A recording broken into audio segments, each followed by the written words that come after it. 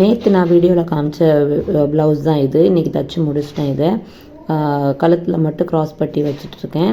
இது தச்சு முடிச்சாச்சு. இது வந்து பெயிண்ட் பண்ண ப்ளவுஸு, எம்ப்ராய்டிங்கு, ஆரி ஒர்க் போட்டிருக்கு. நான் டெய்லரிங் பழகினப்போ வந்து ரொம்ப கஷ்டமாக இருந்துச்சு எனக்கு கற்றுக்கிடுறதுக்கு. ஸ்டார்டிங்கில் எனக்கு தையல்லாம் போட தெரியும், மிஷின்லாம் தையல் போட தெரியும். ஆனால் வந்து ப்ளவுஸு வெட்டி தைக்கிறதுக்கு அந்த மாதிரிலாம் ரொம்ப கஷ்டப்பட்டேன். அந்த நேரத்தில் இதெல்லாம் உனக்கு செட் ஆகாது, விட்டுரு, அதெல்லாம் இதுக்கு தேவையில்லாத வேலை அப்படிங்கிற மாதிரி எல்லோரும் சொன்னாங்க. 1-2 பேர்.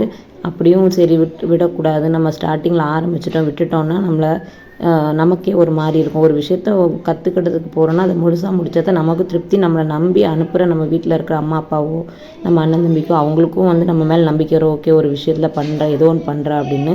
அதனால் நான் இதை ஸ்டார்ட் பண்ணேன். எவ்வளோ கஷ்டம் வந்தாலும் விடக்கூடாதுன்னு நினச்சிட்டு நான் பண்ணேன். இன்றைக்கி தைச்சிட்ருக்கேன்.